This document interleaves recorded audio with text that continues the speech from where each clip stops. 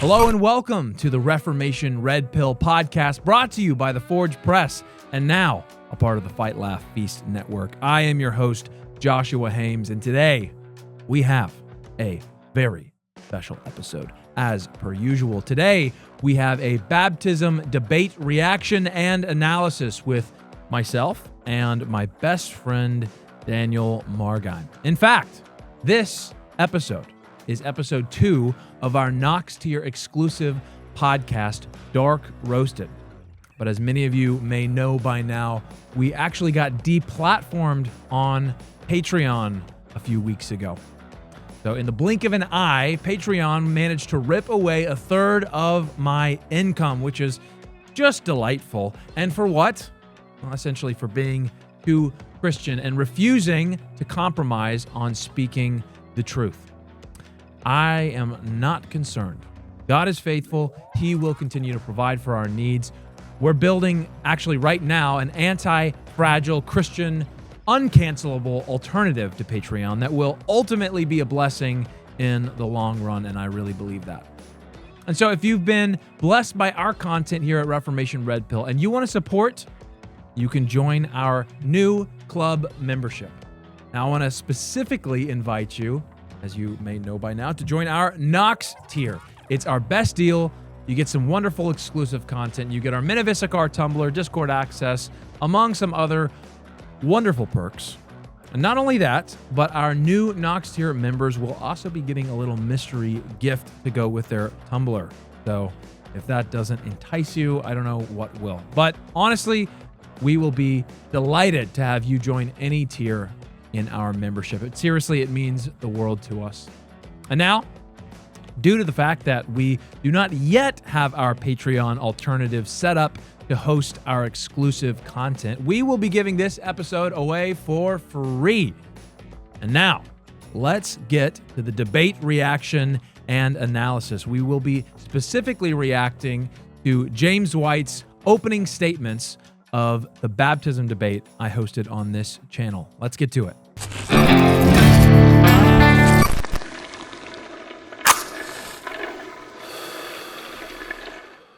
Hello and welcome to Dark Roasted, episode 2. Finally back. Oh, we're back all right. We are so back. The boys are back. You know what I'm saying? Oh, yeah. I've been looking for a reason to use that button. It's perfect. And now I've got it. We've been out. We've been not consistent. I've been out. This guy It's my fault. left for 2 Almost years. 3 weeks. 3 weeks, 2 years. Same thing. Tomato, potato. I think, I think people say that. I've heard it both ways. Yeah. So we are here at episode numero dos for Dark Roasted. Still debating baptism. And for you guys out there, we're not only going to debate baptism, we are going to continue to do this and do this ongoing baptism debate. But for those of you who are like, no, I've already got that question settled, I'd rather watch you guys talk about something else. We're going to bring some friends in and just have some fun theological dialogue based on like what we're talking about in the Discord and the different, probably the main chat, just whatever's, or what's going on Twitterland, Reform Twitter. There's always something. And there is. Because I want to talk about the Crusades, and I want to talk about Churchill, and I want to ask you, Daniel, where did you stand on the middle finger? We're backstage. We're hanging out. You guys know what I'm talking about. Johnny Cash's 20% of a wave. I just listened to the Ezra Institute podcast episode where they talked about it without Dr. Boot. Interesting. Which I thought was funny. I would have liked to have heard his thoughts. Yep. But they were split. Michael and Nate were split. Dude, the poll I did on Twitter is pretty split. Yeah. I think on your poll, I believe I answered legal but unwise or lawful but unwise. Lawful but unwise. Yeah, and that's a good summary of my stance. Yeah. I don't think that they were sinning in their advertisement. Okay. But I don't think it was the best idea. I think that's where I'm at. And I think one of the Michael Thiessen, Dr. Michael Thiessen in the Ezra Institute podcast episode said something that I literally first heard from like Doug Wilson and the Moscow folks which is the idea that how you win people is how you keep people. And so if you're winning rebellious young men through this, by appealing to their rebellious spirit, you might have to maintain that rebellious spirit to keep them. And I think that would be obviously working against what NSA is trying to do. Interesting. Which Dr. Thiessen, took it as far as like, if you don't want on the third day of classes to have everyone there wearing the t-shirt because it's a t-shirt. They sell millions of them in Nashville every year. Like you got to do something. And it's not run the ad again. That's just kind of, I think that's a good summary. It's like how you win them is how you keep them. And that is part of the concern. And I like the categories for giddy up and woe. Like I'm in the same boat. I'm even torn within myself. Like I could argue both sides. Like if I was in a discussion with somebody who was like super against it, I would start defending it. Same, but I definitely could. But if there's someone who I think is a little too excited about it, I would try to you need some giddy up over here. You need some woe, and I'm the great arbiter of truth. Who knows where everyone needs obviously. to be? Yeah. No, but I do. That's a summary of kind of how I was feeling about it as well. See that? We do agree on something. We do. Maybe we should just debate about it anyway, even though I'm right. That's well, if you're right, I'm right. Yeah, that's nice. That's nice. Yeah. Well, we're here about to. We got our smoking jackets on. Yeah, we do. As you can see, I wasn't about to be shown up not wearing a smoking jacket. Pin on mine. Daniel's got his pin on his. So he's been wearing that smoking jacket for a decade. I do think I have had it for 10 years now. Yeah. Because I got it before we moved to Los Angeles. Yeah. Mine's only 2 or 3 years old, but his is weak sauce. Yeah. So, but I have a flashlight, dude. Check this out. Is it on? Yeah. Okay, sweet. Yeah. So I'm an EDC guy for you EDC guys out there. So this is the Pineapple Mini. It's pretty sweet. You can get it on pineapplemini.com and join our Patreon. I'm just kidding. They're already a part of our Patreon. You guys are like, get to the point. We're hanging out. We're having fun. We will one day. Well, first we gotta get ready. We gotta get ready. Fill up some Powers Irish whiskey. What are you going to drink? Oh, I see. Yeah, there's almost, I don't know if there's enough for both of us. Be gentle with the juice of the barley so I can have some too. We gotta loosen up for this debate. So we didn't even tell them what we're doing. Get to it already. We're going to be debating a debate. We're going to be watching the debate that I hosted that he hasn't watched because he's a really good friend. Truly. Well, what's funny is the whole thing is played on my YouTube account twice. Yes, you are a good friend. I am a good friend. That's right. I just haven't been able to actually consume it.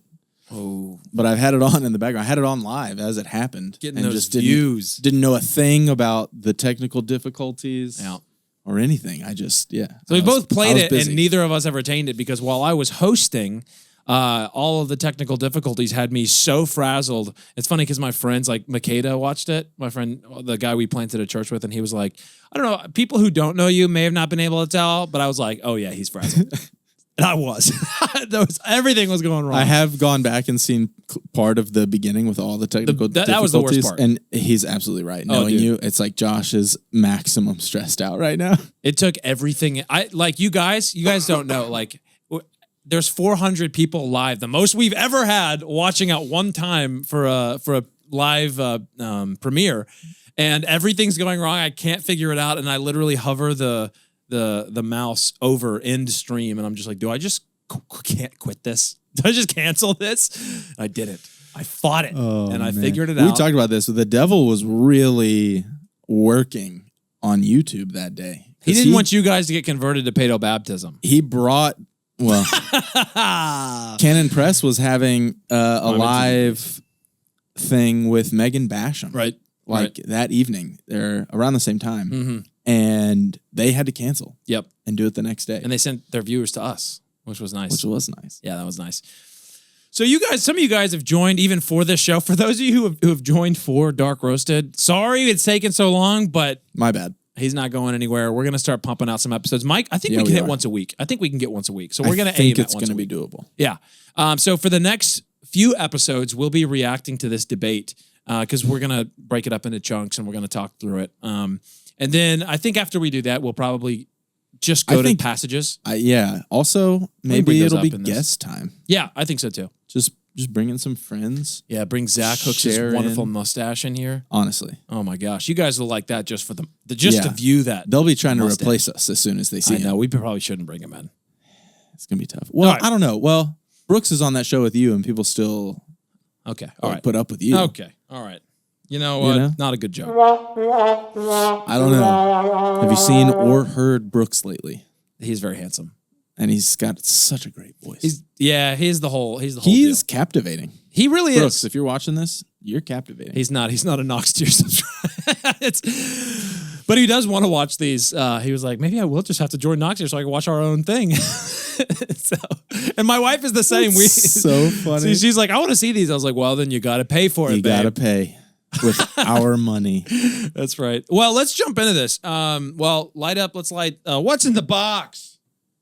Oh, you guys know what's in the box. Some beautiful stogies. Which one is mine? This one. Yeah. This one's yours. Yeah. Yeah. What are we smoking? These are some Nicaraguan Baja Blues. They're not the cheapest cigars you've ever smoked. Yep. We'll just leave it at that.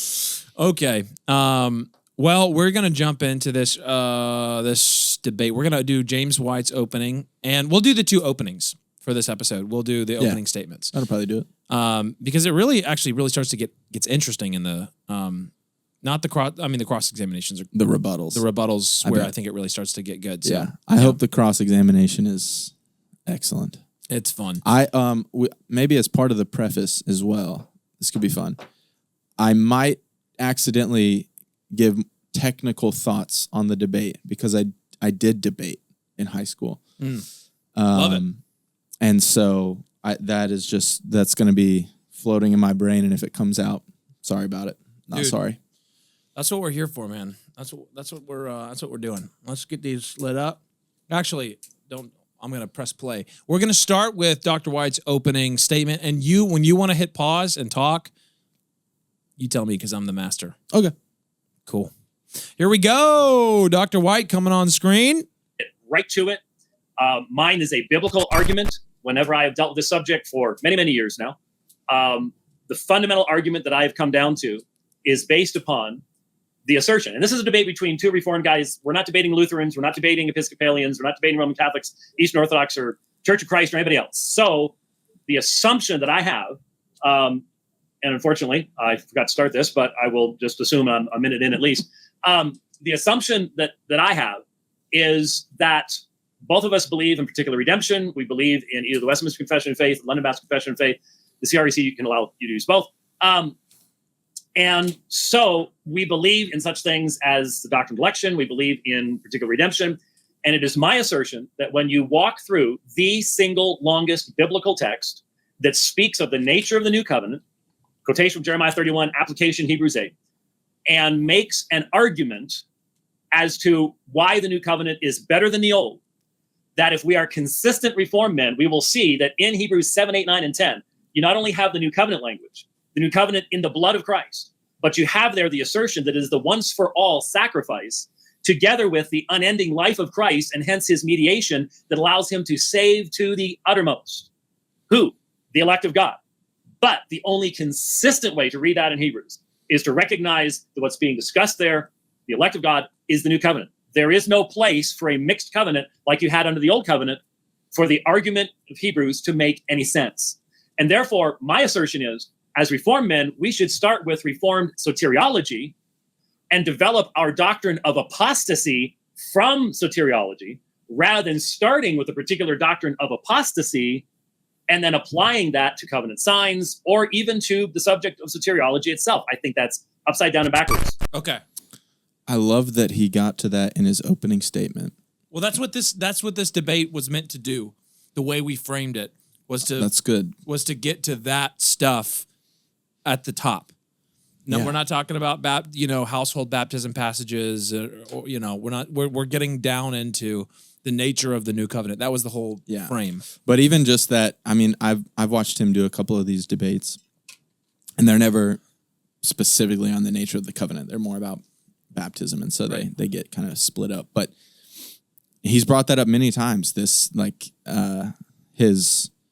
I think it's a compelling point to start with soteriology and then work out from there towards apostasy. Well, this is where I want to challenge, and I want to get your thoughts on this, because I think that's a straw man, because I don't think that Jared or Presbyterians in general are starting with apostasy. I think they're starting, like he's saying we should start with soteriology and reason from there, and not from these particular apostasy passages. I think that's a straw man, because I think what they're actually doing is starting, instead of soteriology, starting from covenant.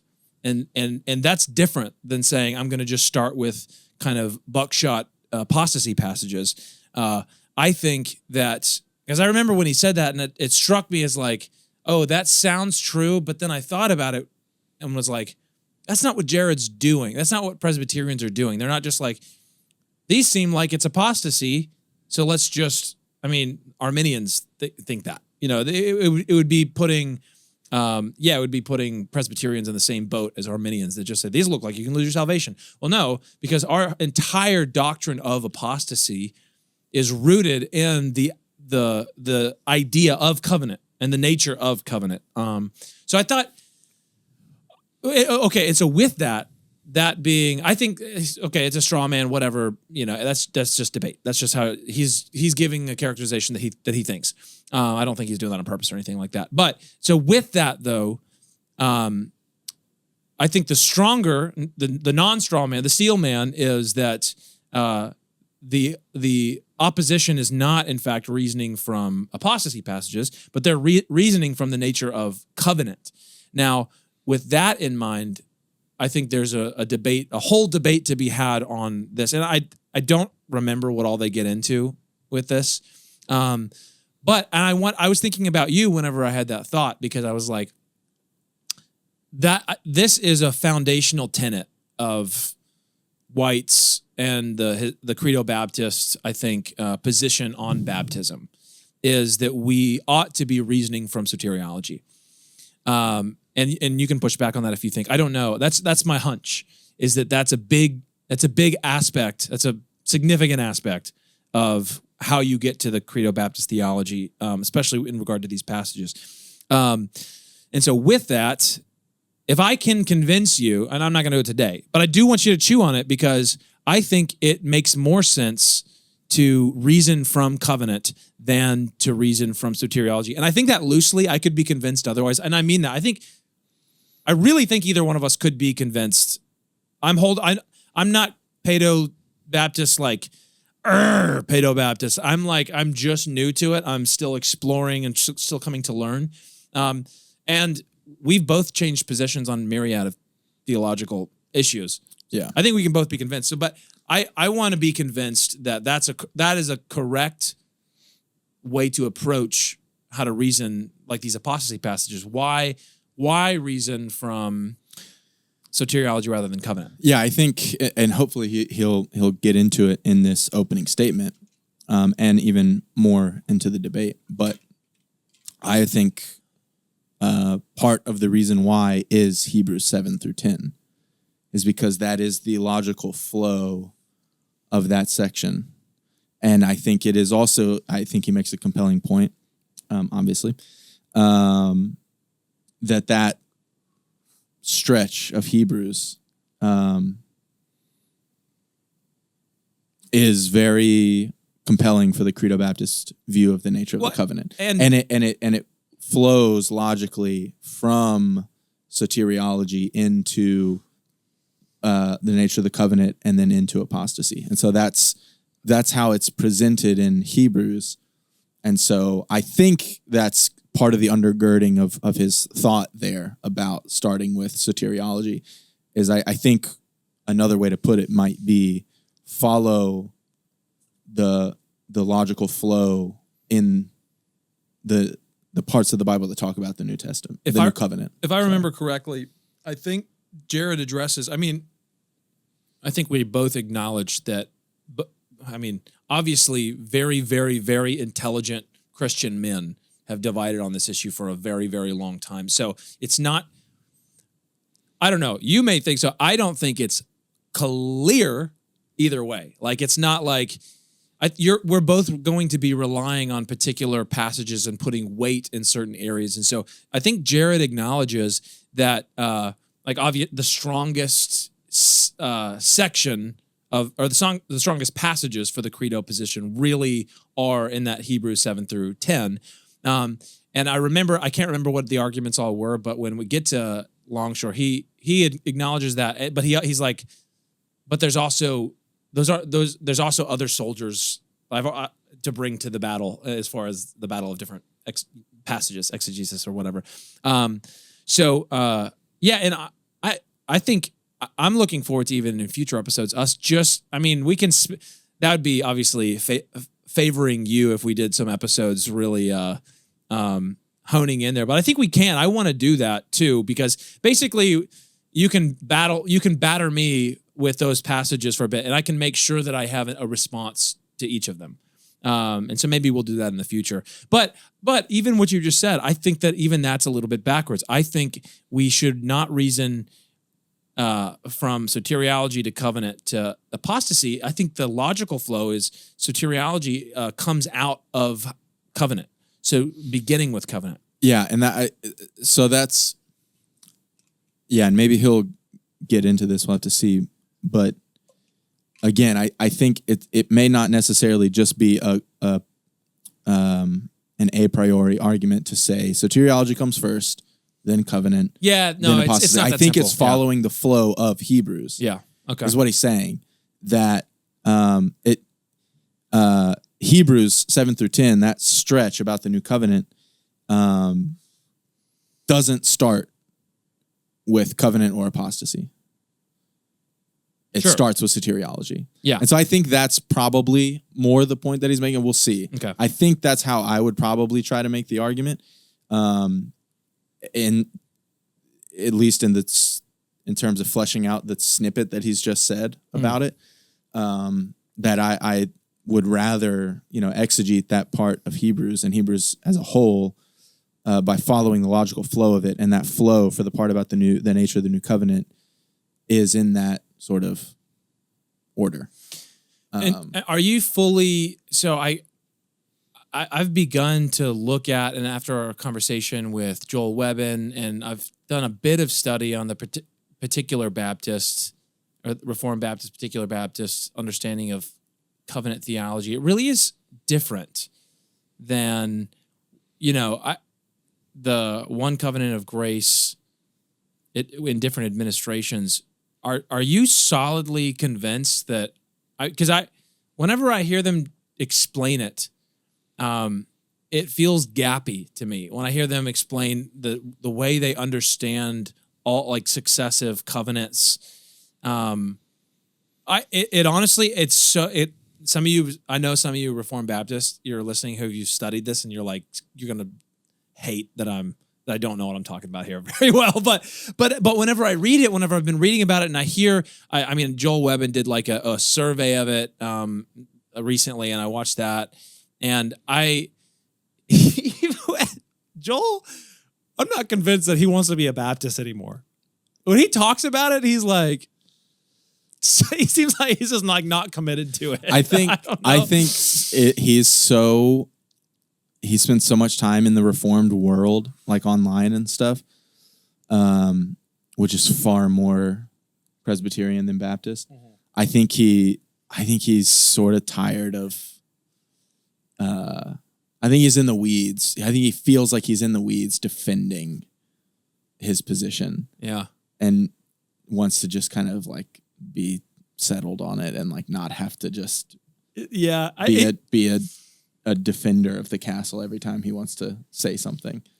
Like, I see that. I'm a Credo-Baptist, but hear me out. I'm still Reformed. But so many people online are like, no, you're not. So are you like in a I don't know phase, or are you at the I reject the covenant, one covenant of grace in different administrations?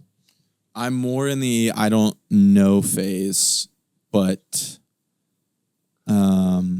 because the Israelites were baptized into Moses going through the Red Sea, everyone, but not only, so okay, there's that, and it says they partook of the rock, they drank of the rock, and the rock was Christ. To me, and not only that, but then with the Abraham, the beginning of redemption history, in a sense, you can go, of course, Adam and Eve in the garden, but then when it really kind of kicks into high gear in Genesis 12, and then on to the successive covenants with Abraham, this is the covenant that I'm establishing with you, that your family will be a blessing to all the nations. So to me, like this covenant is getting cut with Abraham, and it's not fulfilled yet. So were there other covenants cut throughout? Yes, but to me, it seems clear that this is all one covenantal narrative that's playing out throughout history. And then when I heard some of the particular Baptists like going through the different covenants, I watched a debate about it, and it seemed like it was breaking. It was like it felt almost dispensational. Please don't hate me. I'm sorry. I know you're not dispes, but so this is part of this doctrine that I haven't taken the deep dive all the way down yet. Okay. I've read some, and like the first two things I read took different stances, and I was like, oh, I think that's kind of problematic. I gotta step back. I got other stuff to figure out before this. If it might be this different, I got other stuff to do. Okay. That's fair. And I can't remember what those two things were. Well, I know. So this is important because I think this plays into our discussion on continuity versus discontinuity, because I think the particular Baptists, they're leaning more on discontinuity in the covenant signs because of their, and I don't know this actually, this is me deducing and doing my reading and studying and things like that, but it seems to me that the reason that there's more discontinuity in the particular Baptist, Reformed Baptist side of things has to do with the fact that they break up the covenants. It's not one covenant of grace with different administrations. And so, anyway, so that we can do some study on that and revisit that in the future. We would have to. I would have to. Yeah. But I mean, this is part of the fun even for you guys. We're not the guys who claim to know it all. We're on the journey. And we might be a few steps ahead of some of you guys, and some of you guys are a few steps ahead of us, and you can point us to some great resources. But I've got books on my shelf I haven't read yet. On this very topic. Well, let's keep going. For centuries, it has been clear to those with eyes to see that true harmony in the land begins with right worship. The reformers of old, the Puritans, and the architects of the American founding understood that when worship is corrupted, the culture crumbles. In an age awash with compromise and confusion, the call for bold and faithful pastors has never been more urgent. The modern pulpit must not be a platform for retreat, but a fortress of courage. To answer this need, New St. Andrews College, in partnership with Greyfriars Hall, has launched a new Masters of Divinity program designed to equip pastors to stand firm in the storm, proclaim truth without flinching, and lead their flocks with conviction and clarity. They are searching for 8 to 12 students per year, mature men who manage their households well, aspire to the office of elder, embody the ministry qualifications set forth in Scripture, and fit the theology and ethos of Christ Church in New St. Andrews College. This is not a program for the faint-hearted, but for those ready to reclaim the pulpit as the spearhead of cultural renewal. Learn more at greyfriarshall.com and join the ranks of church leaders who will shape the future. In 1 Timothy 4:8, the Apostle Paul tells us that physical training is indeed valuable for the Christian life. And while physical fitness is not the most important thing in the Christian life, it is still of great importance, particularly for men. Why? Because God has called you to protect and to provide. Men, you are called to be protectors. Therefore, God is calling you to be strong, spiritually, emotionally, and yes, even physically. Physical fitness is also important because God has called you to provide. Your family needs you to live a long, healthy life. So, get strong and stay fit with Mount Athos. They are a Christian fitness company that uses some of the best natural ingredients. So I've personally been using their supplements for 6 months now, and I'll tell you right now, I am not going back. They are my new supplement brand. So stop giving your money to pagan fitness brands that can't even tell the difference between men and women. Join Mount Athos in creating the next generation of health, strength, and spiritual vitality. Visit athosperform.com/reformation. And don't forget to use code Reformation for an exclusive discount today. Let's look at what what's my argument? My argument is that in Hebrews chapter 7, the author introduces us to the concept of the Melchizedek priesthood, the supremacy of Christ's priesthood. And then chapter 8 is his biblical evidence of this from the Old Covenant, from the Old Testament scriptures, with the lengthy citation from Jeremiah chapter 31. And then chapters 9 and 10 fill out that application with the once for allness. He's entered into the heavenly places, having obtained eternal redemption. He perfects those for whom his sacrifice is made. He ties all of this together. And this is, in my understanding, the longest discussion of atonement, intercession, and everything else in the New Testament. And hence, it must be our touchstone for all of this. And if you ask me, why am I not a Paedobaptist? It's because of Hebrews 7 through 10. Okay, one thing I want to collect, and maybe you should collect some of these too. Like, if you can convince me of blank, would you be that much closer to credo baptism versus me saying, if I can convince you of blank, would you be like, oh, would you say, okay, if you could convince me of that, I'm definitely a step closer to you. So does that make sense? Yes. So be thinking of those kind of things, because there's a bunch of different passages and arguments and things like that stand as kind of I go-tos. think, yeah, well, really what it comes down to is like there's stuff I'm pretty firm on. Yeah. And stuff I'm not, like how to think about the different administrations. Mm-hmm. So I somewhat I'm yet to be convinced of that. Sure. But like the other stuff, I'm already convinced. So you would have to convince me otherwise to take me a step. That's what I mean. Like picking out each of those little things. Yeah, I'm just saying, think of anything. So this is one thing. He's making the claim that Hebrews 7 through 10 is the reason he's not Paedobaptist. Well, partially, yes, but he also makes the claim that that's the touchstone for all of this, and so that's his touchstone. But he doesn't. I don't think he fully makes, and maybe he does. I can't remember. Like I said, I was frazzled, but I'm not convinced that it is the touchstone for the entire discussion of baptism and the nature of the new covenant. It is certainly. He's already said, and it's a compelling point, this is the longest stretch in the New Testament, the most data we have, inspired commentary on the nature of the covenant, soteriology, and atonement, intercession, mediation, all of that. This is the most in one place that we get. And that's why I think he's saying it's our touchstone. Because if you want to jump to like a short idea in one of Paul's letters or other, then sure. But how do we reference that? Yeah, and there are other places to go, and the largest place that's the most cohesive is here in Hebrews 7 through 10. And so it makes sense to use it as a touchstone because it is such a long stretch of inspired commentary. I will definitely give that it is a touchstone. But I'm not convinced that it is the touchstone, because really, the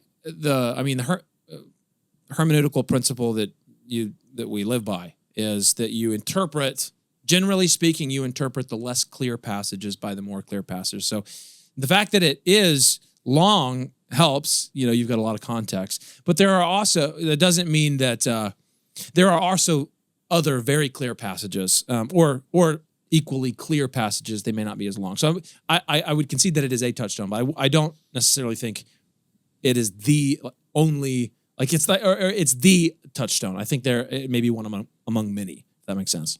Yes. Okay. The largest and best. Maybe. Largest, maybe. Maybe not best, because it may not, it depends on the principle of interpreting less clear from more clear. So if there are other clearer passages, because you could interpret Revelation as an example. It's just like sure, it's unclear. But it's the longest has the longest discussions on the end times, perhaps. Towards the end, I'm trying to think. We're partial preterists here, so we're not saying that most of Revelation isn't speaking of the end times. But in the last couple chapters, it really is. We're not full preterists here. For those of you who don't know, I don't know how much insider baseball we're doing. This is backstage, but so you guys probably watched. You guys know what we're talking about when we talk about preterism. Basically, that what was being prophesied in Revelation was in John's future, and it is in our past. Those were fulfilled in the first century. Up through like 19? 19. 20? I think 19. I think 19. Yeah. It's all happened. Right. Yeah, and so even if it's 2021, even if it's the last few chapters of Revelation, that's still probably... It's a long stretch. That's a long stretch. Anyway, I say all that to say it's also super unclear, and so we go to other places in the Bible. That's my point, to say that it doesn't matter that it's necessarily the longest, if there's other clear passages that help us. Anyway, let's keep going. Why am I not a Paedobaptist? It's because of Hebrews 7 through 10, specifically Hebrews 8, but that's the central issue. So in chapter 7, here's the beginning. Verse 24, but Jesus, on the other hand, because he continues forever, holds his priesthood permanently, aprobaton, without successor. Therefore, he is able, sodzine, to save, aista panteles, completely, forever, without exception, those who draw near to God through him. Who's that from a Reformed perspective? That's the elect. Since he always lives to make intercession, huper auton, specific people for whom he is interceding. But the intercession for them results in their salvation. You cannot have a concept of Jesus interceding for two different groups here, because the intercession comes from his atoning sacrifice, which we believe is made for a specific people, the elect. So here's the assertion. Christ has the ability to save completely a specific people, those who draw near to God through him. We recognize, because of God's election and total depravity, that's a specific people, those are the elect, since he always lives to make intercession for that exact same people. So Christ's ability to save is directly connected to his intercession. We go back to Leviticus 16. We understand that the high priest, when he offers the sacrifice, his work isn't done. He has to take the blood, sprinkle it upon the altar. He has to go into the holy place. The writer of Hebrews is drawing on all of this. We need to draw on all this as well, to recognize that the intercessory work of Christ in behalf of his elect people is salvific, because his sacrifice is perfect for them. They are united with him. Okay, so what then becomes the argument? Okay, Hebrews 7, I think that seems to be very, very clear. We have the result being that there's no more priests like him. So he's the priest of a new covenant, chapter 8. This is only a few words later. We tend to think of completely differently because there's a different chapter, but those aren't original, obviously. So we have this high priest who does not die. And when you have the application in chapter 8, we're told he has obtained a more excellent ministry. He is a mediator of a better covenant, which has been enacted on better promises. And then you have the assertion, for if that first covenant had been faultless, there would have been no occasion sought for a second for finding fault with them, he says. And then we have the longest quotation from the Old Testament in the New Testament. Behold, days are coming, says Yahweh, when I will complete a new covenant with the house of Israel and with the house of Judah. Not like the covenant which I made with their fathers in the day which I took them by the hand to lead them out of the land of Egypt. For they had not continued my covenant, I did not care for them, says the Lord. And I could go into the textual variant there right now. Don't have time. We can do that later if anybody wants to know about it. You have any thoughts yet?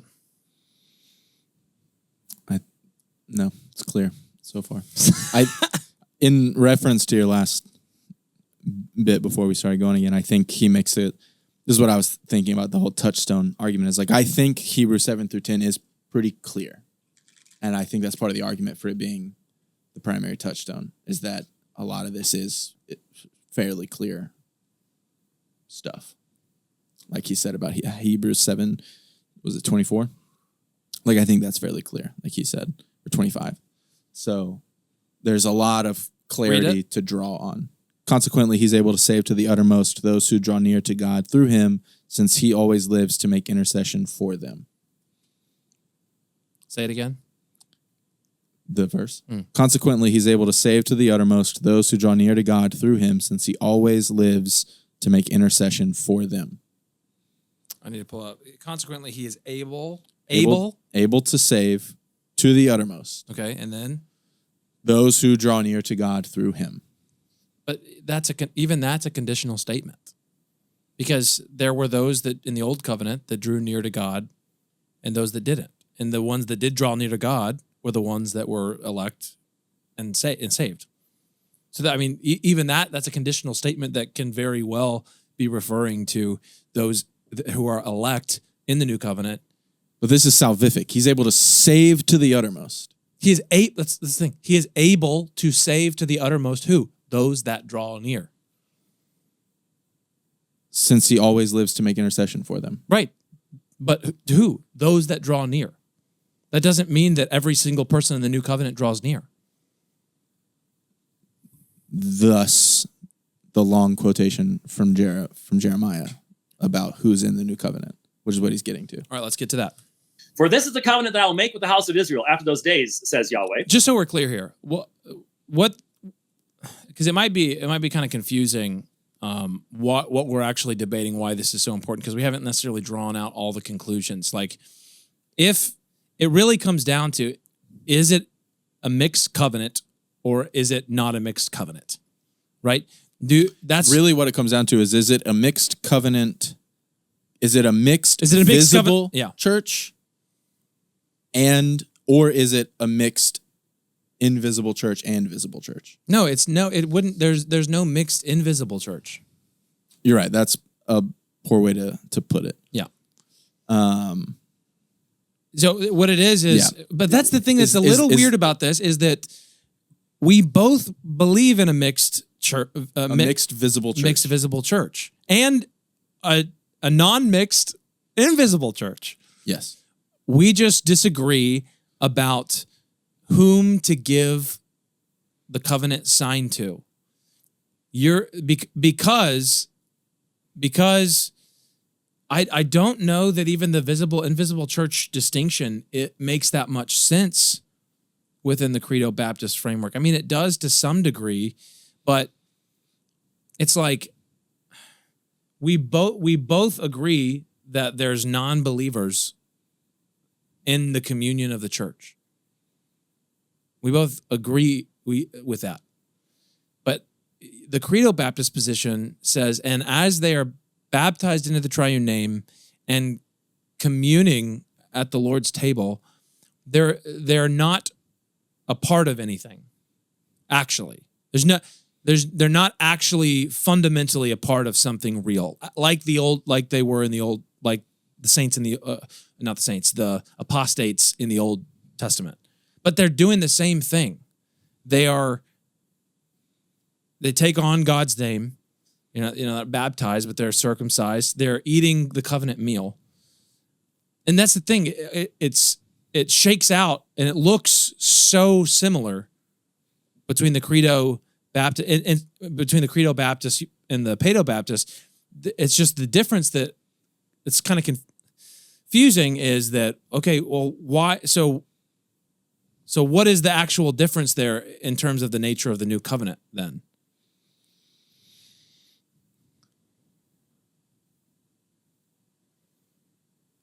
You say they are a member of the covenant. Right. In an actual sense. So, and you're saying they're not a member of the covenant. In an actual sense. But everything that they're doing is a lie. Is exactly like it was in the old covenant. They're partaking in the covenant meal. They're given the covenant sign. They're communing with God's covenant people. So you're saying that that there's nothing like really even in your framework, apostatization really it's not much of a category. Because they were never of us. They weren't really, there was nothing really happening. They weren't actually connected in any real sense to Christ. They were just around. And they were damning themselves worse than those who aren't even pretending. So why is it worse though? If they're not divorcing, like if there was not a real covenant established union there, like why is it worse? Because there is still something going on in the signs that they're profaning with their What is that falsity. thing? What's going on? That's what I'm saying. It seems like this is where I want to press you on what I think is some inconsistency is that it's almost like you have to take like a Zwinglian approach to you have to take a low sacramentology. I don't know if you have to, but I'm thinking as I'm processing in real time, it seems like you have to say that okay, yeah, this is just a sham. Like yeah, they don't really do anything. Like whenever you're baptized and whenever you're taking the meal, it's not doing anything. Like you're not actually connected to Christ in any substantial way. You're just around. Yeah, you're lying. Yeah, but pagans lie. Well, I think you're certainly not connected to Christ in an ultimate way. Yeah, I mean Right. we agree with that on Right. that. Yeah, Right. but there are branches that are cut off and thrown away. There's the passage in John 15 and Romans 11 that talk about branches. I mean, branches are connected to the root of Jesse. That's a covenant root.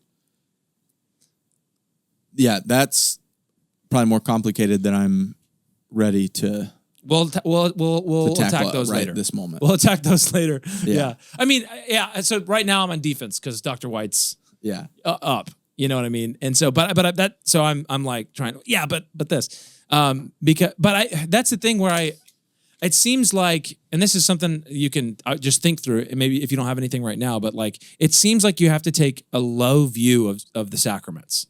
That it's not really doing anything. I don't think you have to do that. How? So, I mean, then what are they doing? At the end of their life, what did it do for them?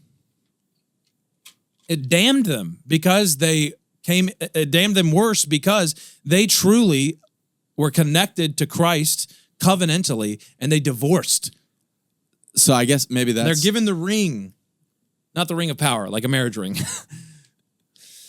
maybe that's the way to wrap some language around it, is that they weren't connected to Christ covenantally, because if you were, you wouldn't be separated, but they pretended to be.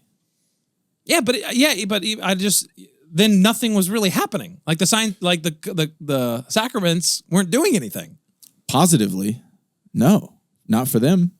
No, not positively or negatively. Because They are negatively. Some of them die.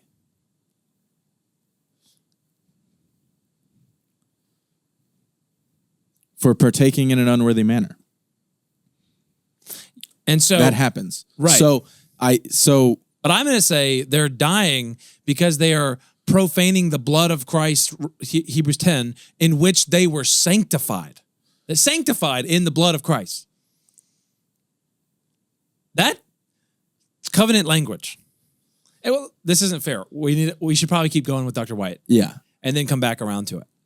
But that's something that I thought of as I was chewing about, even thinking through our discussions, is it seems like you have to take, maybe you don't have to convince me otherwise, but it seems like you do have to, at least you're nerfing like the efficacy of the sacraments or what's actually happening.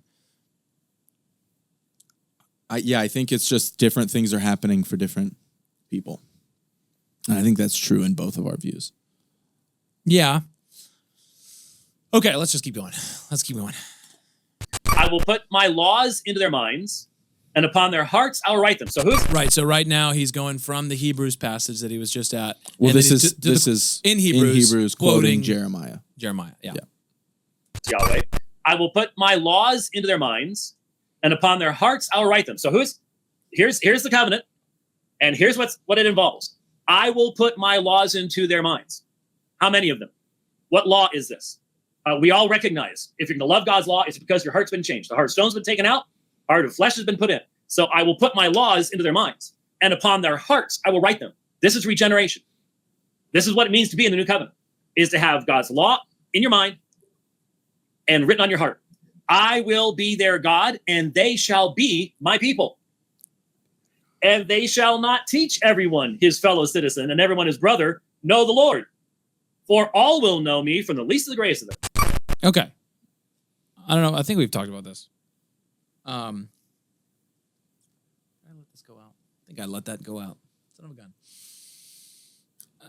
Here's the thing about that passage. We still have to teach each other to know the Lord.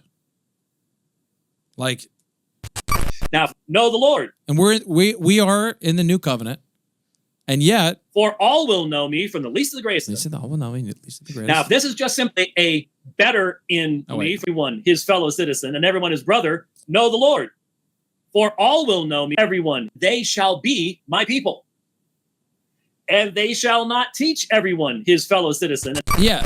So even there, like he's trying to transpose that where he's reading in Hebrews the quotation from Jeremiah into the current situation, but that's not describing the church right now. We do teach each other to know the Lord. Brooks gets up every Sunday and teaches us to know the Lord. So it's like my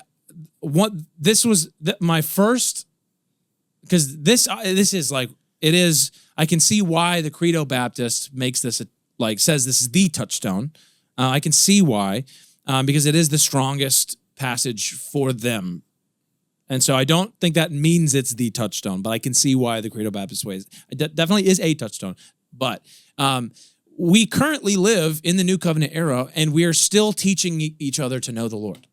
So the argument that I had first leaned on to make sense of this, and I've come across more, but because I have to have an answer for this passage, this quotation from Jeremiah, if I'm going to say that there are people in the new covenant that don't. If I'm going to baptize my baby and say, and actually, as we've talked about, I don't believe I'm baptizing an unregenerate baby.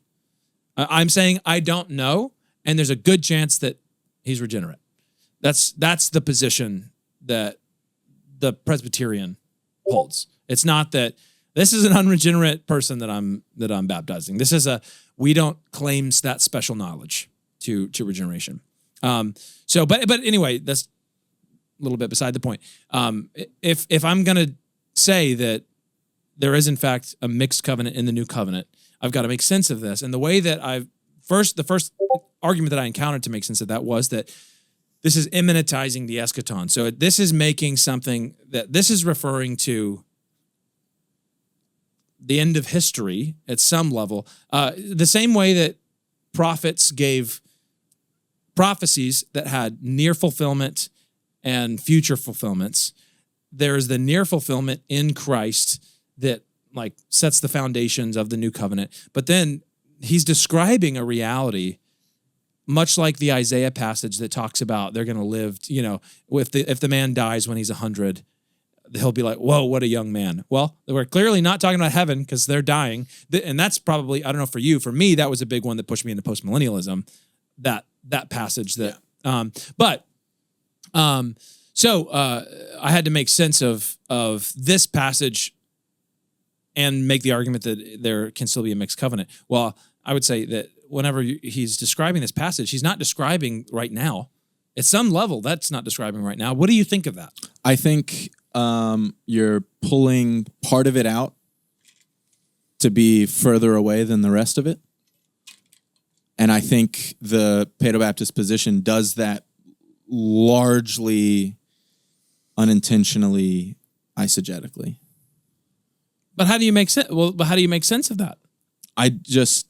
It's it's more of it's giving metaphorical language to this idea that everyone in the covenant knows the Lord, has his laws written on their hearts, and he is their God. And then after that, it says, I will be merciful toward their iniquities and will remember their sins no more. Okay, question. What if I could prove to you that from that Jeremiah passage, that when Jeremiah is talking about I can save to the uttermost, and he's talking about... Well, Jeremiah doesn't use save to the uttermost. That's just in Hebrews. That's in Hebrews. Hebrews. But if Jeremiah... When he's saying just this one bit, they shall not teach each one his neighbor and each one his brother, saying, know the Lord, for they shall all know me, from the least of them to the greatest. Least to the greatest. So if I could prove to you that the least to the greatest doesn't mean every single person, would that have an impact on you? Obviously.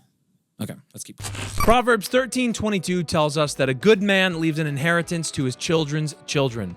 Well, if you're anything like me, you want to be a good, godly man, a man who provides for his family, a man who wisely stewards the financial resources that God has given him. And man, is that hard to do in today's economy.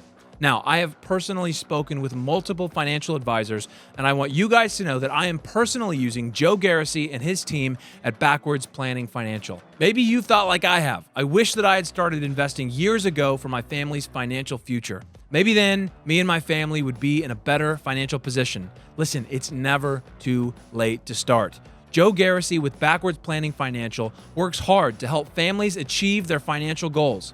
He's a Christian who works with one of the largest and most trusted financial service companies in the world. Whether you have millions in assets or you're just now getting started investing, Joe Garrisi can help you reach your financial goals. Visit backwardsplanningfinancial.com or call Joe Garrisi at 615-767-2555. Well, Joshua, I don't really know exactly how to say this, and I know our viewers can't tell, but you really stink, brother. Well, Pastor Brooks, I'm glad you brought that up.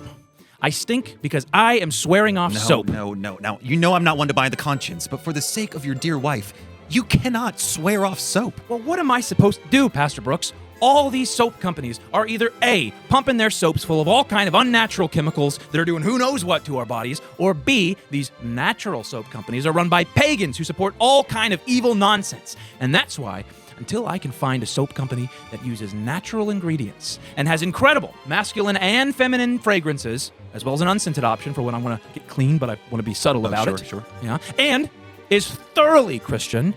And for good measure, I would like the founders of this company to look like Nephilim. Until I can find that soap company, I am swearing off soap. Well, Joshua, I have got good news for you. Because our sponsor, Indigo Sundries Soap Company, checks off literally every single one of your soap company demands, including that strangely specific one about the Nephilim. That's important. Not only that, but for all of our listeners, they're offering 10% off the entire order with code Reformation, plus free shipping for all orders over $50. Wow, Pastor Brooks, wow. I think I'm finally ready to stop stinking and buy my soap from an awesome Christian soap company. Yeah, I was hoping you'd say that, Joshua. I recommend the 10-bar bundle. Will you put our favorite scents in the description? Yeah. And everyone his brother, know the Lord. For all will know me, from the least to the greatest of them. Now, if this is just simply a better in frequency or number than the old covenant, it's still a mixed covenant, then this degrades the argument of Hebrews. Hebrews is saying there's nothing to go back to.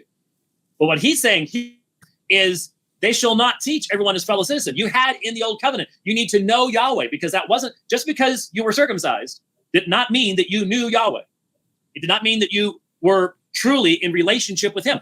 The entire Old Testament is constant testimony to that reality. So many people bearing the covenant sign, circumcised, didn't know Yahweh, would go worship the Baals and go to the high places and everything else. That's not what the new covenant is about. They shall not teach everyone his fellow citizen and everyone his brother, saying, know the Lord. For all will know me. All will know me, from the least to the greatest of them. Full extension. And then notice the last verse quoted is so key, because this is where it ties it all into chapter 7, chapters 9 and 10. For I will be merciful to their iniquities, and I will remember their sins no more. That's salvation. That's forgiveness. That's in the blood of Christ. That's sacrificial atonement. That's union with Christ. It seems to me that one of the key elements as we were just discussing. One of the key elements here is that phrase, from the least to the greatest, they will all know me. I can't remember the details, but I know that Longshore pokes holes in this debate. Did we talk about that? I don't think we've talked about that. I don't think so. Because I don't have the details, and I'll have to wait till we get to Longshore's. Hopefully it's in his opening statement. We won't even get to that tonight. We'll finish White's tonight, and then you can come back this week. Yeah. And then we'll record another one this week. Yeah. You guys, we're about to ramp up. This is going to be fun. It's happening. It's happening. But I was like, as I said, very frazzled while I was doing all this. But I remember that sticking out to me, him circling back to that. He'll need to. For his position to hold water, he would need to. Yeah. So we're not going to get to there tonight because we're almost done with White's opening statement, and we're already like almost an hour in. We were hoping to do like 40-minute episodes. Classic. Let's finish up Dr. White. That I will be merciful to their iniquities. If you're in the new covenant, God has been merciful to your iniquities and will remember your sins no more. This becomes absolutely foundational to the application made in chapters 9 and especially in chapter 10. So he finishes this quotation. When he said, a new covenant, he has made the first obsolete. Well, whatever is becoming obsolete and growing old is ready to disappear. So you see the apologetic argument, there's nothing to go back to. Don't go back to the temple. I think Hebrews was written prior to the destruction of Jerusalem. The Hebrew believers are being put under tremendous pressure to go back. This little cult you've joined, it's never going to amount to anything, et cetera, et cetera. And the point is, here's the fulfillment of the entire prophetic testimony. That's what Jesus is teaching to his disciples anyways. And here it is in regards to the old covenant. It's about to become obsolete. It's passing away. The new covenant has come. And in that new covenant, I'll be merciful to their iniquities. I'll remember their sins no more. So you then have the application going into chapter 9. You have the clear assertion in chapter 9 that he has entered through the greater and more perfect tabernacle, not made with hands. This high priest, that is saying, not of this world, not through the blood, verse 12, not through the blood of goats and cows, but through his own blood. He entered the holy places once for all, having obtained eternal redemption. Let me say this about Dr. White, is that he always presents in a debate like he's winning. Like always. Let me tell you, that's how you debate. That's how you debate. Like, and I think that's at least 25% of why he is so dangerous in debates. Like, obviously he's really smart. He makes good arguments, but like the other part is he is just a debater. Like he knows the rules. Totally, he understands the form and structure. He knows what not to do. So when his opponent's doing something they're not supposed to do, but what's so funny, if they do it too much, he will invoke the moderator on them. Right. But Dr. White does all this. He constantly does this thing where he comes out after the person's like made their opening statement or whatever, and he comes out and he's like, I am very concerned with what I've just heard. And he like makes it such a big deal. It is the perfect debate strategy. Like he's trying to get the whole audience on his mosquito. Missed it. Yeah, because the whole purpose of the debate is just to win the audience. Yeah, is to further your case for the audience. Yeah, and to consistently poke holes in the other case. He knows how to. Let me tell you, one great way to poke a hole is to wring your hands at it. That's bad. Let's talk about how bad that is for a few minutes. Yeah, and then he does. Yeah, and you're like, maybe that is bad. Yeah, even if it wasn't that bad, it is. There's been times where I've been even on his team and being like, that wasn't that bad, Dr. White.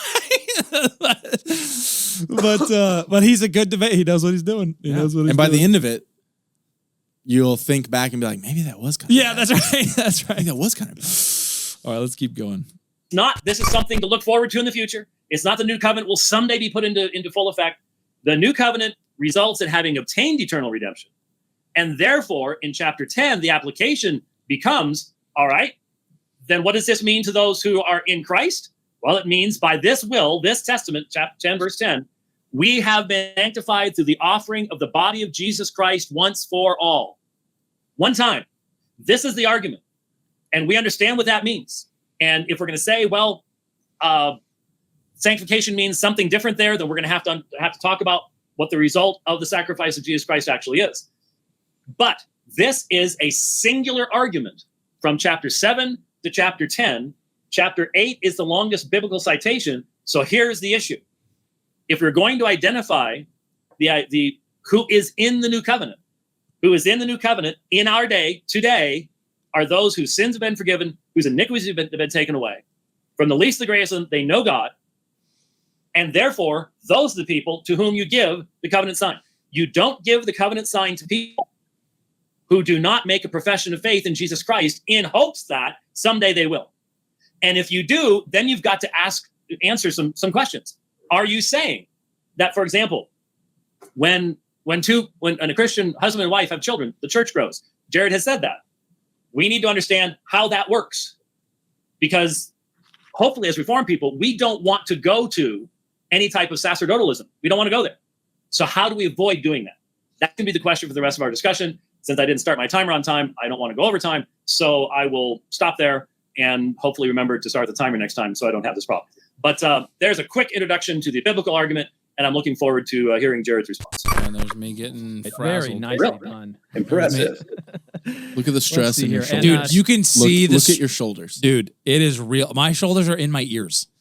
Same goes for Guys, you. I wanna die. Jared. I will, Legitimately, like that. It was so intense. I'll come on and give you a And 1 minute warning if you'd like. If not, you can this is set a your own very timer and we can kind of go from there. Your timer. Niche. Your I mean, time a will lot of begin people do as this, I soon guess, as but you like start you speaking. tighten your mouth up so much when you're frazzled and stressed. That's true. That's true. So you're just sitting over there looking at your computer like, literally like, please don't what do I break. do? What do I do? At the end, you guys don't know this. At the end of that debate, my entire system, which you know what I might do right now. I'm gonna show you guys. It's a lot. We're trying to be professional out here. So over here, you gotta. They can't hear me now. Over there, you got a whole setup, multiple screens.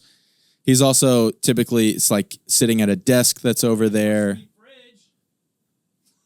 There's like a lot going on. There's multiple elements to it. And it all came crashing down more than once. Oh yeah, it literally. Hold on, I'm just gonna come back. This was a really bad idea because now I'm gonna mess up the framing for this shot, but that's okay. No. Oh, look at that. That's gonna be close enough. You nailed it. Okay. That's what you get. This is the perks you get when you're backstage with the boys. You get to see my setup. Charlie came and visited, and he got to see the whole setup. He got to hang out. He got to All the nooks and crannies. Dude, he got to come for a Sabbath dinner. So for any of you guys, you're invited to a Sabbath dinner here. Come visit. No joke. We would love to have you. It was so much fun hosting Charlie. Yeah. Seriously. Oh, man, I Reach improved on my toast the minute I got in the car on my way home, by the way. I was like, dang, why didn't I think of this? Yeah, it wasn't bad. Your toast, so we do we're doing a toast every week to just become better humans and be, lean into being we're so modern now. I'm trying to be a Renaissance man. We're trying to be a Renaissance men. Trying to be good at a bunch of stuff. So we sing. So our Sabbath dinner. We're pivoting, just letting you guys in a little bit to our life. We do a Sabbath dinner every Saturday. We do a toast. We sing hymns. What else do we do? First we eat a delicious meal. Gosh, it's always so good.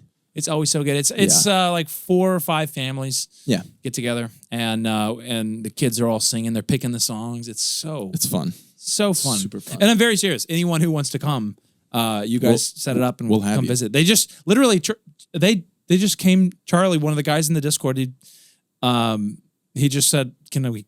I didn't realize when he showed up. I thought he was driving through somewhere. I was like, "Where are you going?" He's like, "Here." And I was like, They just came to stay. awesome. They stayed at our house. They stayed at their place, and you can stay at our place, their place. We got extra bedrooms. Seriously, we would love to host you guys and give you a little taste of. Yeah, our little borough, our Christian borough that we're building. I know we pivoted. Kind of culture that we're trying to build. Yep. And we're trying to build a robust Christian culture that can win a culture war. Yeah. That's one of the quotes. We're past the baptism discussion. We'll get into Jared Longshore on the next one. Yeah.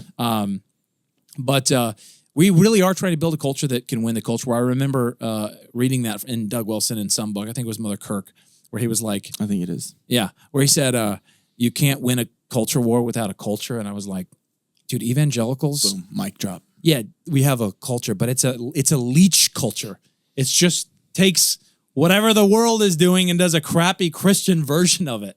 And it's not a culture that's rooted and grounded in the Word of God. And what I'm finding out is that one of the primary principles, one of the primary elements of a culture is music. I mean, even not even just Christian, like Christian culture. You go to London. I remember when I visited London, I was just at a bar in London, and they, a football game was on. Football. And they're all singing. Everyone knows the songs. They're singing together and celebrating. And I'm like, Clubs dude, have multiple fight songs. yes. And I'm like, dude, we are so lame in America. We used to have awesome folk music. We used to have great songs. Not just we would sing. Well, I mean, the hymns that we would literally. You watch old movies and they're just singing hymns. Yeah. Even like secular movies, they're just hymns will just come into. I was super. I just listened through the audiobooks of Lord of the Rings recently, and I was so, when I read them the first time as a youngster, I wasn't, I clearly wasn't impacted by this, but I was so struck by the singing. Yeah, so that, like, so all of the characters, like, constantly stop and sing, and they don't just sing a line. They sing and they also don't just sing songs that everyone knows. Obviously, they do that, and there's place for that. But like at Boromir's death, as Aragorn and Legolas and Gimli honor him as they give him a water burial on the river, they each make up multiple verses, and sing to Boromir's memory. So good, and that was so moving to me. Yeah, like more moving than Boromir's sacrifice, than his moment of redemption and sacrifice, was the song that these friends composed together to honor their friend. And you think about why Tolkien wrote it that way, and it's because, maybe that exact situation wouldn't happen in the middle of the 20th century England in Tolkien's time. But that's the kind of thing, not exactly that's the kind of thing that would happen. I'm prone to think Tolkien served in the British Army. Right. I'm prone to think that he lost at least one friend so close to him that he composed a song. At his friend's absolutely. passing. And because Tolkien was that kind of a man. Yeah. And part of Tolkien, even the whole ethos of Lord of the Rings, we're pivoting to a Lord of the Rings podcast.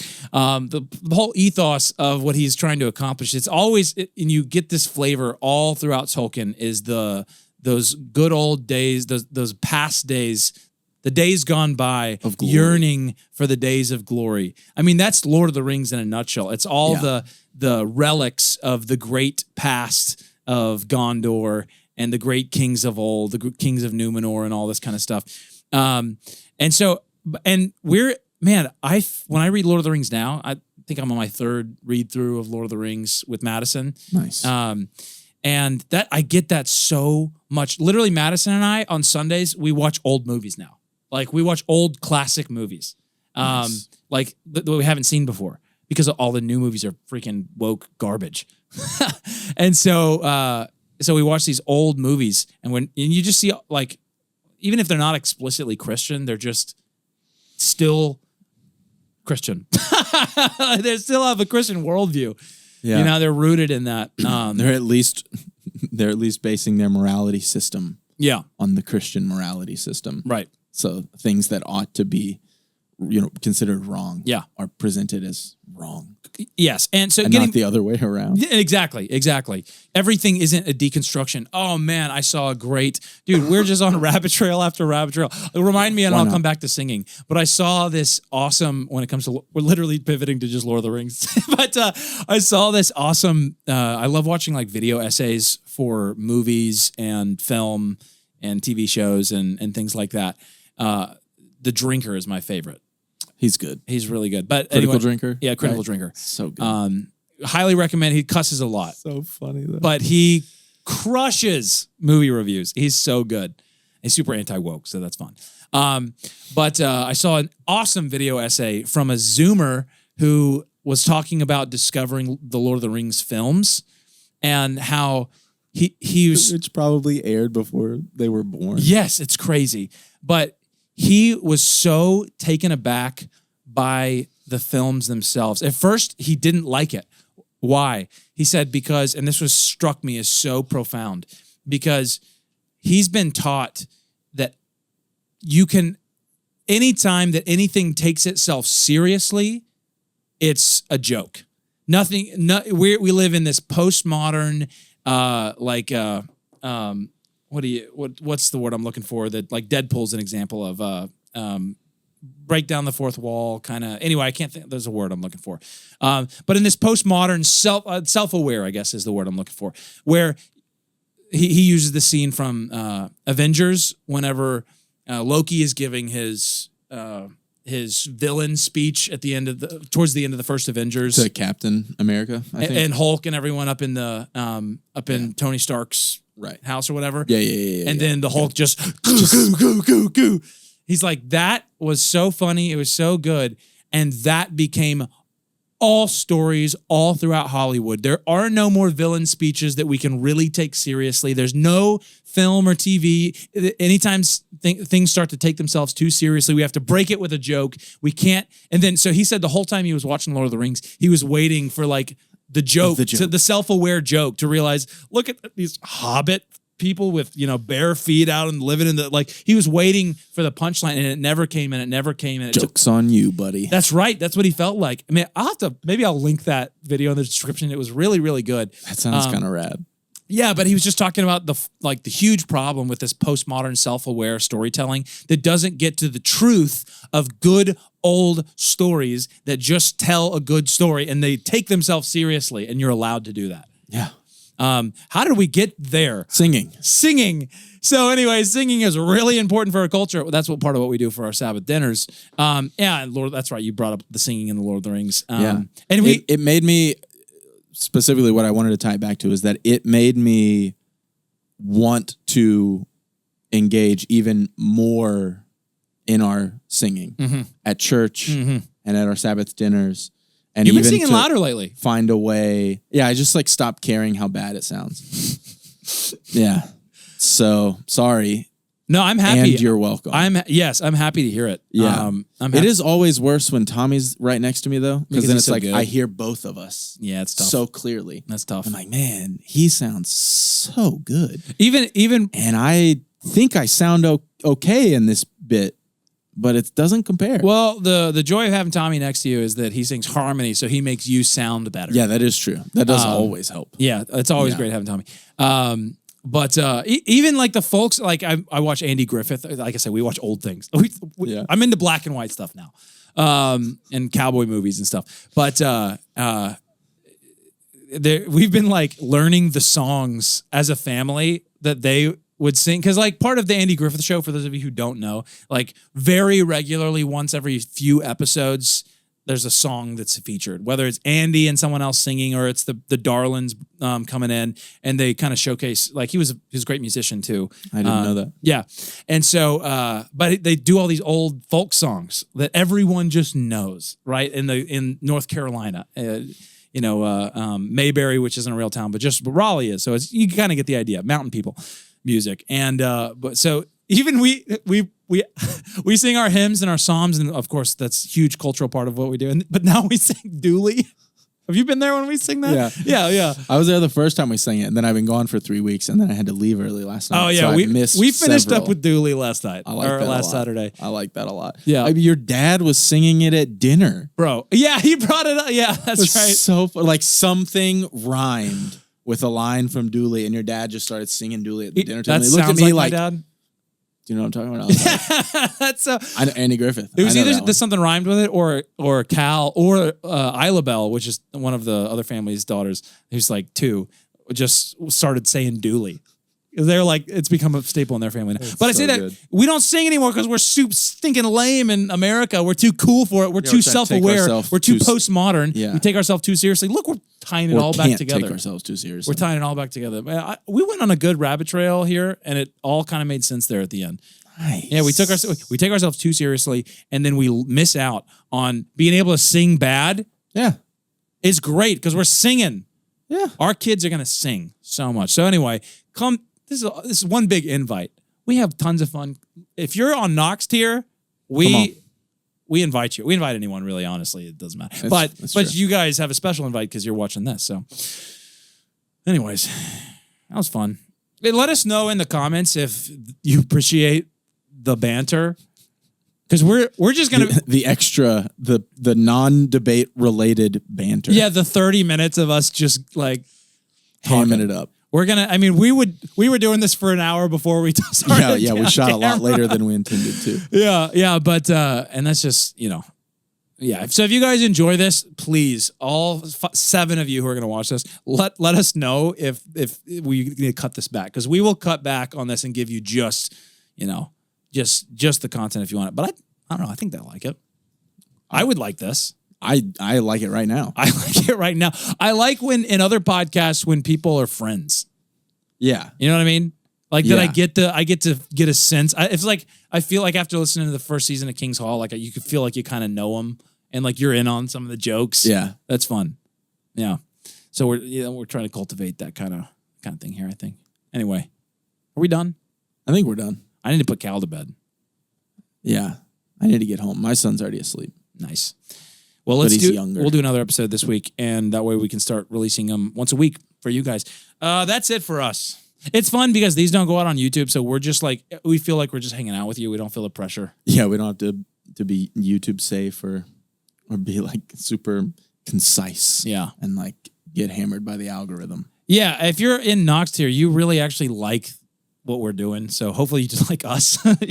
So Lord willing. yeah. Although Anyway. you're still getting to know me, so That's I'll true. forgive Daniel's you. new to you. But hopefully we'll just be pumping these out and you won't be anymore. exactly. Well, that's it for us. I think, I actually think this last bit of music, like talking music, is valuable. Hopefully. Valuable tool for It's you. it's valuable for me. It's about valuable for us. Our hope and prayer, as always, as you well know, that you would be better equipped through this podcast, Dark Roasted, through everything that we do here at The Forge, to build, defend, and expand the kingdom of our Lord Jesus Christ. With that, we'll see you on the next episode of Dark Roasted.